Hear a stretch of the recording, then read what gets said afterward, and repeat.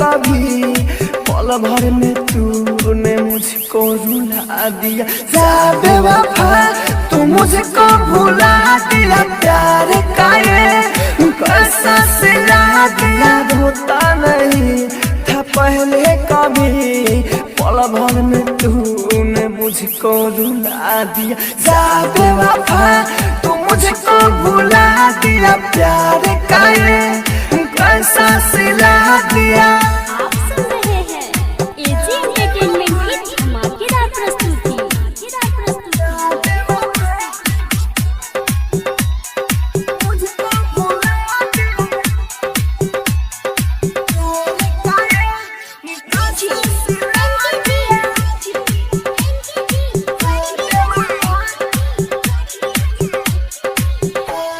Mix by AG recording studio.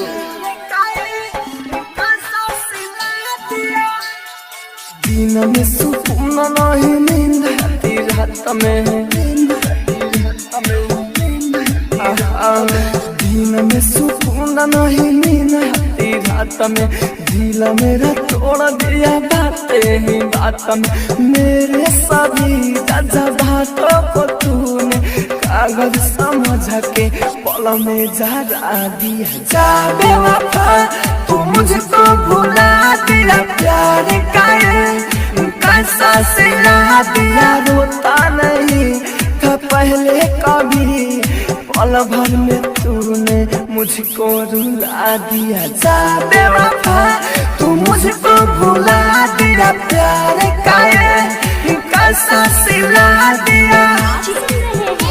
AG entertainment की धमाकेदार प्रस्तुति।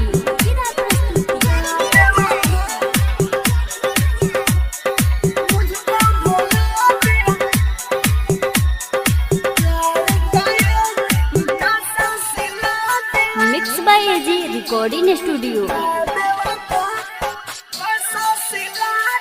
क्या थी कमी राजा धान के प्रीत में, क्या थी कमी राजा धान के प्रीत में। घोंप दिया खंजर तूने मेरी पीठ में। राइटर सुनील को दे के जख्म गाम के दुनिया में तूने सुला दिया। जा बेवफा तू मुझको भुला दिया, प्यार का ये कैसा सिला दिया। रोता नहीं था पहले कभी पल भर में तूने मुझको रुला दिया। जा बेवफा तू मुझको भुला दिया, प्यार का